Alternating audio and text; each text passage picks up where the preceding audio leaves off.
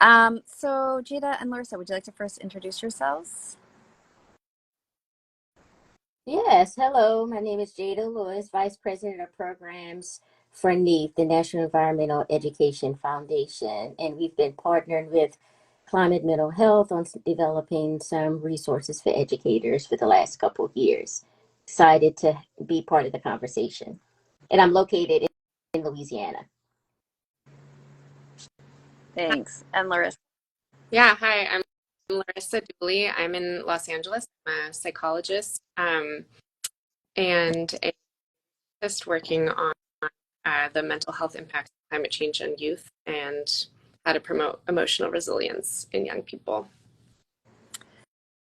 Thanks so much. And I'm Sarah Newman. I'm in Washington, D.C. I'm the executive director of the Climate Mental Health Network, and I'm really grateful to Jada and Larissa for being here, and hopefully Anna Gold from CIRRUS, which is based out of University of Colorado at Boulder, will also be joining us.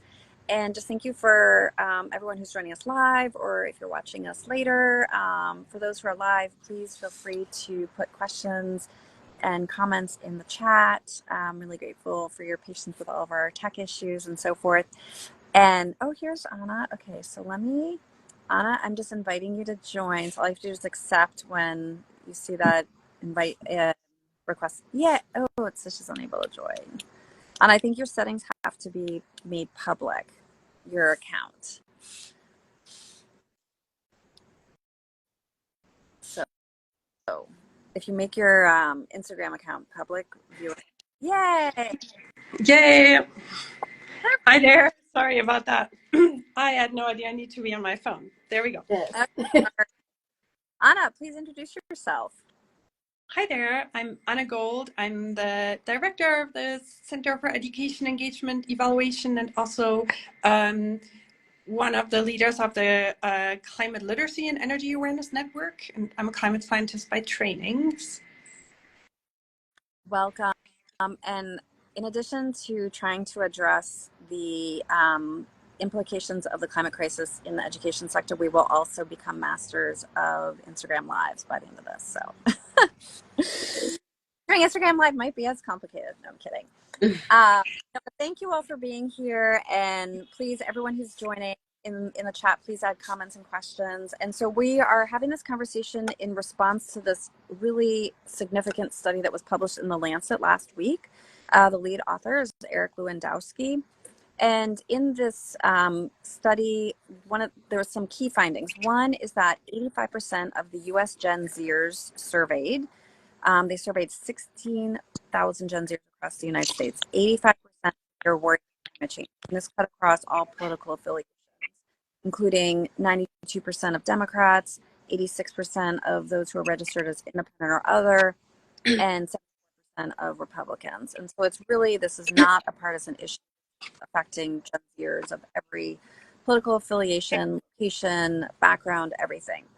And this really pertains to the education sector, and that's what we're going to talk about. So in the study, they found that more than half of the respondents of these 16,000 Gen Zers indicated that climate change is causing them to question whether the work they put into their education or their career, job, or vocation. And it was almost 60% questioned the work they're putting into their education. And the majority of people want schools and universities to provide education about climate change and opportunities for discussion and support of students' concerns. So one other statistic, 2/3 of respondents wanted their parents or grandparents' generations to try to understand their feelings, and more than 70% wanted to talk to others about their climate-related feelings. And the authors of the study in their conclusion said the survey findings highlight schools and universities as promising venues for such interventions, with 3/4 of respondents endorsing climate education and opportunities. So based on all of these statistics, first I want to just get everyone's feedback here about this 85% of all Gen Zers across the United States worried about climate change. What do each of you think about this? Jada, do you want to start? Yes, I thought it was a very interesting statistic.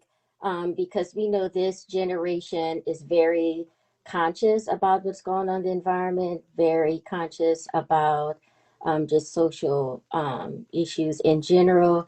And I think it's significant because, we really need to realize that what's happening outside of the classroom due to climate crisis is just confirming that it's consequential to what happens inside, and it impacts, students' academic performances, engagement with peers, and coping skills. And so a lot of schools in the United States really dealing with climate change education, but we all know that the majority of adults and Gen Zs have experienced some type of extreme weather, due to climate crisis. So I think it's really confirming what we know it's going on in this generation.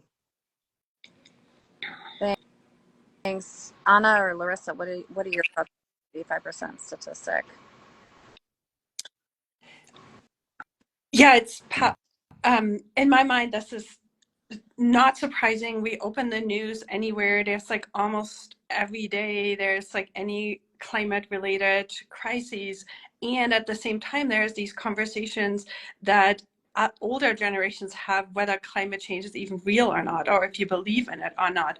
But then we see this overwhelming majority, bipartisan, of youth that are really worried about it. So it feels like we really need to move on from that conversation, whether it's real or not, and take it serious and start thinking about action. And as a society, we just have to take this serious and trust the science and address these concerns. I mean, this is a staggering amount of youth really feeling it. And I'm a parent of a Gen Z teenager and someone Generation Alpha teenager. I see it in my house. They bring it home. They talk about it. It's just something that's just part of how they grow up and concerns and worries they have in their life. Yeah, thank you for that. And Larissa, do you have any thoughts about this? Yeah, I mean, I agree with what you said. I think it also just means that, with 85% of Gen Zers worried, it means that large majority of youth are really paying attention to what's going on. They understand the science, they understand the reality that they're facing, and these feelings are absolutely warranted and justified and are shared by so many other people. And I think that should be a consolation to youth, that they should know that they aren't alone, that they are in the large majority of other youth, and adults as well. The majority of adults, not, the number's not as high, but if you're looking at adults overall, but it's still the majority. Most people are very concerned, and that this is higher in young people because they're more educated, they're more aware, they know that they're going to be the ones that are facing this reality and living with this reality longer, so they're more concerned.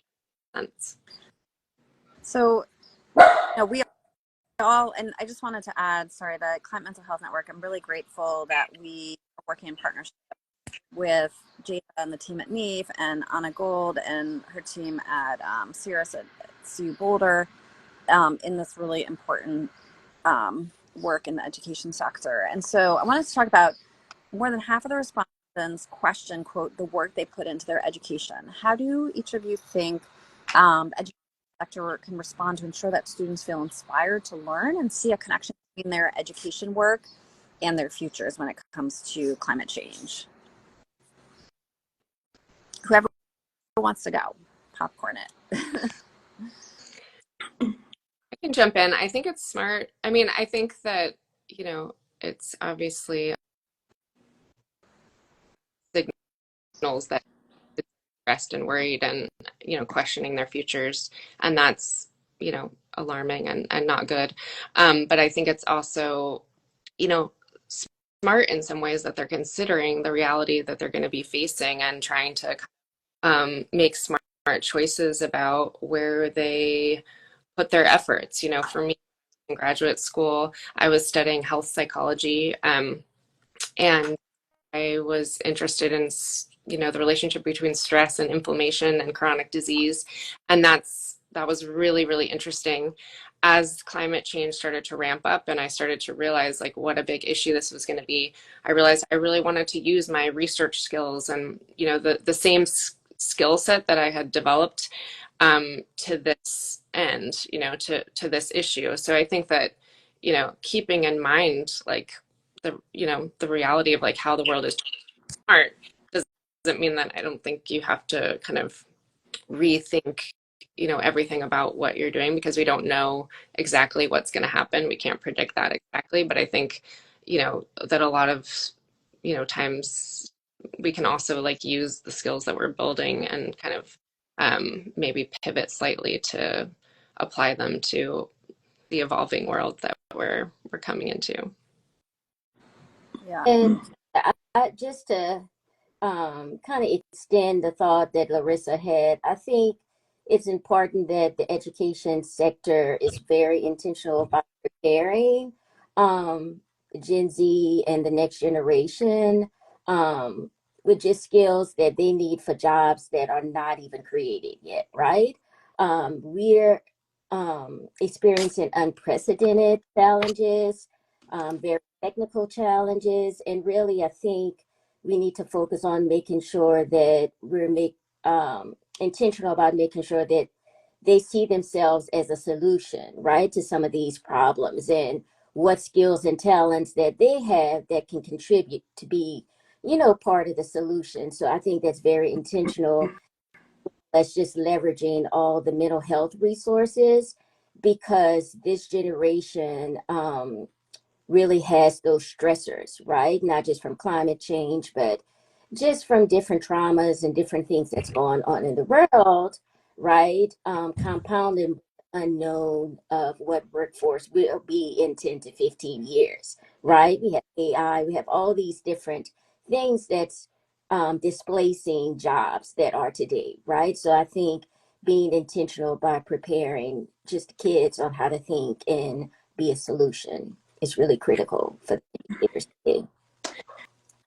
I love that focus on the workforce component, Jada, that you're bringing. And I think that in Clean, we try to support educators to infuse solutions. And, you know, solution is there's not a silver bullet solution, but there's personal action that youth can do, and we can build on agency. And there's also such inspiring examples that we can really elevate. For example, the Montreal Protocol, there was a huge problem in the 80s with the ozone hole. And then as a global society, we came together and passed the Montreal Protocol in the late 80s. And that was really able to successfully slow and reverse ozone depletion gases. Like there are big solutions out there and examples that what we can do, and showing students that, yes, understand the problem, figure out how you can be part of our pathways forward. And this is not a gloom and doom scenario. It's dire. We all know this. As a climate scientist, you know, I'm you know, looking at the data, it doesn't look very good, but there are inspiring solutions. And I think in education, especially, we can, through education, we can help youth become part of the solutions and understand what's possible there. Thanks. And I just want to highlight a comment here from Rachel in the chat, who said, I think an important avenue as well as ensuring college and career counselors and programs are climate aware and not prepping youth towards a future that no longer exists, that we don't want, that we want to move from. So I think that's also, I think that there's, you know, I think also when we're talking about the education system, people, you know, might have an association just thinking teachers. And obviously what teachers are doing in classrooms is critical and essential, and a lot of towards all the teachers we're working with, and that also, you know, education is an ecosystem, and that there's many other points of contact and intervention, administrators and school counselors and school nurses, you know, as Rachel's highlighting here, and that we can really think about this in a very holistic way. And that also that, you know, just putting the burden on teachers alone is, you know, that's a lot. And I think also that, you know, what we've been doing, Climate Mental Health Network, with both of your organizations is so cutting edge and also so new, and that I see this as kind of like we're planting seeds to grow a forest, and that, hopefully very soon there'll be that forest where there are so many different points of interventions and programs that really, can offer that holistic um, response and support for both educators, people in the school system and students as well. So, and related to that, I want to go back to, again, a point in the survey which said that 70% of those surveyed, 15,000 Gen Zers in the United States, said they want to talk about their climate feelings, including 2/3 want older generations to understand what they're going through. So, how do you think educators and schools can be an important point of engagement to address this? Larissa, do you want to start us off? Yeah, I think that, teachers are already teaching and talking about climate change in schools, and so there's kind of a natural um, point of intervention where, if they're already kind of talking about climate change, they're teaching about it, which is great and needs to happen. I think there's also a um, really natural point of being able to integrate, you know, um, space, like holding space for climate emotions, addressing them, offering tools to support young people so that they can navigate and address their feelings in a healthy way, and so that students don't feel alone. One thing that always sticks in my mind is something from our colleague, Elisa, who works with kids in New York City. And it was a day when there was a lot of smoke from Canadian fires. And they were in class, and she just felt like, none of her teachers, she went from class to class all day, and none of her teachers addressed the fact that the sky was orange outside and filled with smoke. And she just said, I just really, all day long, I just really wanted someone to talk about that. We were talking about equations, and we were talking about, whatever book we were reading in our literature class, and no one was talking about this huge, elephant, about what was going on. And I think it just feels, it's like kind of gaslighting, I think, for young people to feel like, am I crazy? Like, this huge thing is going on and no one's talking about it. So I think there needs to be conversations about, there needs to be more conversations about climate change, about the reality of it, how it's informing youth's future, addressing this fact that you're talking about, that we talked about a minute ago, about, how it's going to affect the career choice, or like what they're studying towards. And also like really holding space for emotions and for coping with those emotions, because does, take a huge emotional toll. The research is very clear that it takes a huge emotional toll on young people and adults alike. And we have to acknowledge that and validate it in order to be able to process those emotions and be able to navigate them in a healthy way and not be overwhelmed and traumatized by them. Thanks. Or Jada, what are your thoughts? Yeah, I agree with Larissa. I think the educators are national, um, just point of intervention, for really helping to buffer the negative emotions, um, the negative mental health impacts from climate change. I mean, everyone know, the educators, in the building are some of the most trustworthy people. That's who the students talk to. That's who they confide in. It's normally a place of safety, right? Because you build such deep relationships with your students, and so I do think they play a very important role for just information, tools, and resources. And just that emotional support, and that's why I'm just so excited about the work that we're doing, with climate mental health right now, with providing those tools and resources, to help educators cope with their own climate emotions and how it impacts their students, but also support their students in the classroom as well. And so I think educators are a very important piece to really supporting our Gen Z students.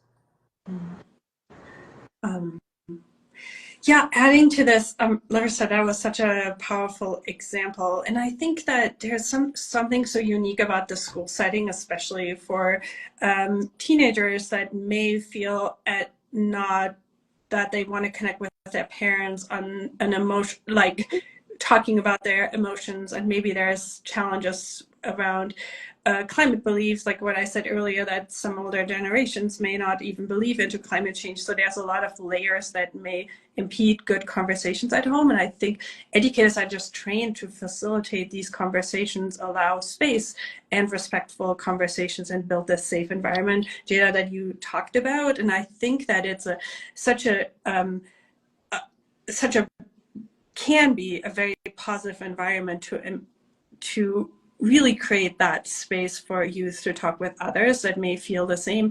And that's one of those things. You're not alone. In your example, Larissa, earlier, where the student felt like, am I crazy here? Why is nobody talking about this? But if it's talked about and people can share and say, yes, I feel stressed about this too, that is giving educators tools. And I think that's so exciting that we have together been able to create some of those activities that create these small 15 minutes of checking in and saying how you're doing, and creating space for emotions that may not have space in every family or with every teenager's life outside of school. Yeah, yeah, thank you. And I also wanted to just go back to kind of what we were talking about in the first question of, people in the survey findings saying, questioning what's the purpose of what they're studying. And I'm just wondering if you have any thoughts about how or why addressing climate emotions will strengthen their educational outcomes, and how that will make the work more, the classroom activities more relevant. Yeah, I can speak to that. Or were you asking Yeah, Anne? Or? anyone. So there's this psychological kind of framework called the window of tolerance, that really is about that there's kind of a window in which people can kind of receive information, they can learn, they can, actively engage in what's going on in their real life, like in the classroom setting, being able to learn and take in information and synthesize that information and absorb it. And, if youth, or anyone really, is overly activated, like they're overly stressed, they're really upset, they're really fearful, they're anxious, then they're really outside of that window of tolerance, and they're in kind of a fight or flight state, in which they are just not able to receive information, they're not able to learn in a efficient, or they're not able to take in what's going on in the classroom. And so really, like, addressing the emotion, like in that example of the kid in New York City, I'm sure that they, I imagine that they were probably really concerned and anxious about what was going on, and they weren't able to really like pay attention to what was going on in the classroom that day. And so if a teacher had stepped in and acknowledged it, and maybe like held space for those emotions and opened a discussion about it, they would have been able to, we know that just talking about your emotions just saying like, I feel anxious, actually reduces activation in emotional centers of the brain, like the amygdala. And so just, Daniel Siegel says, name it to tame it. That just naming your emotion can actually kind of tame and calm that emotion enough that you can then move on. And like, it doesn't mean that you're not anxious about climate change anymore, because you will be. It's a big threat that we're all facing. It's real. And that's okay. But do you need to be like overwhelmed, and does it need to be inhibiting your ability to function and to get your education that you're paying a lot of money for, and you worked really hard to get into that school probably, or whatever. So it's an important opportunity that you have. You want to be able to be learning in that moment and be able to engage. And so I think for everyone's benefit, it's really useful for students, for teachers, for everyone to take that time to acknowledge those emotions, to acknowledge what's going on, so that people can kind of move through them, move on, and get back into that window of tolerance where they can be actively learning and engaging in the educational setting in an effective way. Thanks, Larissa. Anna or Jada, did you have anything that you wanted to add to that? I just think this is such a relevant topic for now. We have just really experienced a traumatic Hurricane Helene. We see what's happening in Asheville and the surrounding areas, and these students are still not really in school, right? And so for us to think that extreme weather does not impact what's going on in the classroom, it's kind of ridiculous, right? Because whether or not you're intentionally thinking about climate, you have been impacted by climate, and there's going to be trauma associated with a hurricane, with the flooding, with the loss of life, with all the things that come with it, right? And so it's so important that even now, again, we're intentional about having tools and resources, not just for the students, but the adults that's working with kids and really principals, like every level, even higher education, right? Like everyone needs tools to be able to talk about it, to cope with it, to really inspire hope, right? That's one of the tools that we've seen. You have to inspire hope and some sense of agency and action on what they can do, um, in the situation. So just wanted to raise that up. It's happening now, whether we acknowledge it or not. Yeah, and I think that talking about climate, not just confined to the science classroom, and acknowledging that climate touches every part of our lives, and like Larissa and Jada, you both said, allowing the space to say this is real. There are challenges, but also let's all together sit down and learn and understand and build the framework that is needed to ground your agency and the hope, because we don't want to have false hope and say, oh, it's going to be all good. That's not helpful. But understanding processes, understanding what is needed, and then inspiring hope to saying, here, there's action, there's something you can do.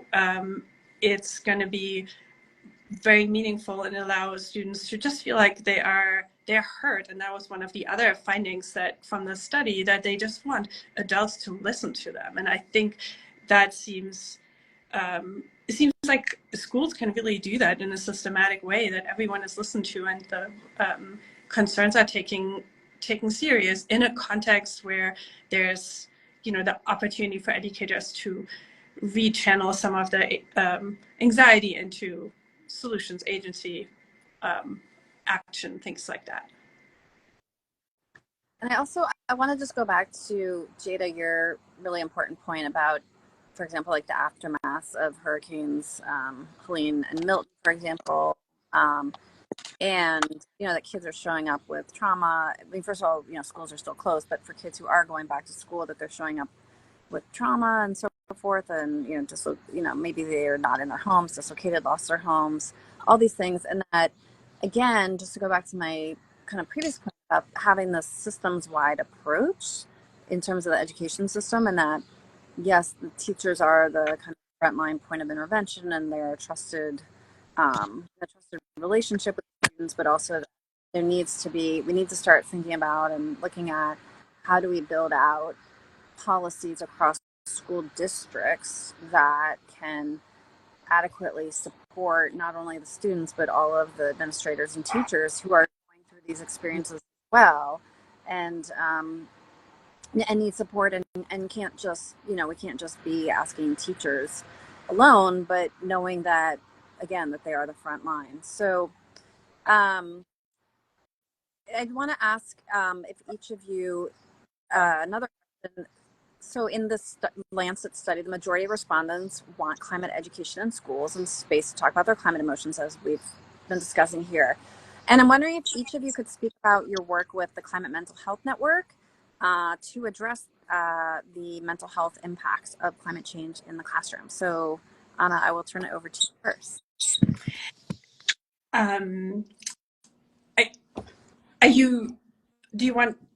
Is your question to talk about the work that we've been doing together, or kind of the vision? Okay. Yeah. From the Clean Network, what we what we have been providing is both the science and then in partnership with the Climate Mental Health Network, working with teachers in all subjects to say, how do you supplement the learning about the science with mental health activities, and what do you do in your classrooms to center these emotions and allow students to feel them?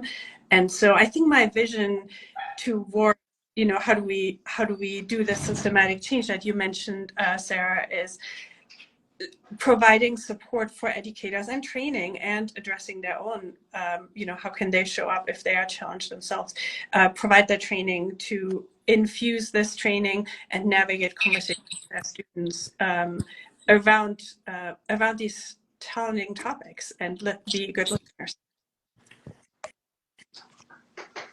I just want to add, in terms of the resources, just a lot of gratitude to Anna and her colleagues for this incredible collaboration. And on the mental health website, climatementalhealth.net/education, there's a page that has their logo, and if you click on it, it'll take you to their webpage, which has all of the classroom activities and also some related webinars that are for educators and really anyone else who wants to talk about how to use the activities in the classroom and what it means to address climate emotions in the classroom. So Jada, I will turn it over to you now. Yeah, so NEAG has been partnering with Climate Mental Health Network for a couple of years now. I think the work started in 2022. The overall work has really been centered around creating tools and resources that support specifically middle school teachers in helping students process those emotions related to climate change in age-appropriate ways. It started out in phase one. We had a research study, that was collaboration between NEAF, I think it was UC Berkeley, Climate Mental Health Network, just to learn more about student emotions related to climate change. And from that work, we moved to phase two that was launched early this year, really designing an actual intervention toolkit, right? Based on what the middle school teachers told us would be helpful for them, not only for addressing their emotions, but also supporting their students in the classroom. And so we're very excited about that. And hopefully 2025 in the spring, we'll be able to release that amazing intervention toolkit that our K-12 team, Megan and Robert, has really, and also Larissa has been very instrumental with that work as well. We'll be able to release that to the public for the greater whole, to be able to utilize those significant resources. Yep, super excited about it. We'll be back sharing, as Jada said, hopefully sometime early next year. And in addition to, I'm sure, having an Instagram live chat, we'll have other avenues for engagement and learning about it. I also just wanted to share that in terms of other resources for teachers on the Climate Mental Health Network's website, climatementalhealth.net/wheel is the Climate Emotions Wheel, which is available now in 30 languages. Plus we have an emojis version for younger kids, but really people of any age. And there's also a companion resources guide, which can be used by educators to dive more deeply into what each of the emotions are on the wheel. And we have some really great examples of teachers and librarians using the wheel in a range of activities, not only in the US, but around the globe. And so just for and I also wanted to highlight a question that Gina had put in the chat asking about resources for adults to be able to talk to kids. And on Climate Mental Health Network's website, we have some parent resources. There's guides for how to talk to your kids. Those are available in English and Spanish. And also Larissa highlighted the work of Talk Climate, which is another really wonderful partner of Climate Mental Health Network. And they have lots of great resources as well. And that's on the Talk Climate website. So really briefly, I'm just going to ask everyone, can you share your vision for what climate education could look like in response to these survey findings? And Jade, I'll start with you first. I'm looking forward. My vision would be just for climate education to really be the norm, right? Let's normalize talking about it. Let's normalize being intentional about resources. Let's be intentional about normalizing safe spaces for students and, and parents to talk about and navigate this new normal. Thanks. And Larissa? Yeah, I second what Jada said. I think making that the norm, and also just creating a reality in which educators and parents, and administrators at schools are like supportive partners, and uh, kind of pillars of support for students so that they know that they have people who they can talk to who will not dismiss, their concerns, but really honor them and help be also models of action for them. And so that they feel like the grown-up in their lives are really like doing what they should to address the problem and helping create opportunities for students to join in as well. Yeah, adding to the vision that you guys are painting, I think that having normalizing the conversation about climate topics in schools is what we need, and using these teachable moments to say there is a hurricane, let's pause and stop and think about this, create this space for the emotions, but also what are the actions, what is the personal actions, what is the state action, what are the different layers of actions that are possible, and where's the agency, and having conversations not confined to one subject, the sciences, but really talk about it, just like it impacts our life in so many ways, that it's kind of infused throughout the curriculum, and we can it's not a subject that we can check off, but it's something that's just part of life. So just like climate is part of our life, and build an understanding and empower agency, be there, like Larissa said, the listening adults, and provide the support, or just grieve together, and then turn towards hope. That's a perfect way to end. I just want to say thank you again to each of you for not only being on this Instagram Live, but for your partnership and your collaboration and your leadership. And I'm just really grateful to be able to work with each of you on this issue. And I wanted to also remind people who are with us that we're going to have our third conversation on Instagram Live in response to the survey, and that will be on Thursday at 12 p.m. And that will be focused on parents and caregivers, having a conversation about what the findings say as it relates to parents and caregivers, and that will be with Leslie Davenport and Rachel Moskowitz. And then also on Wednesday at 8 p.m. on Zoom, we are going to have an event, an interactive event for Gen Zers, led by Gen Zers. And that will be really breaking down what the survey findings mean in their lives, and lots of really wonderful activities to connect and practice self-care. There'll be art activities and journaling and music and things like that. So, and then the last is that there is already a recording from our conversation last Friday that was at noon with McKenna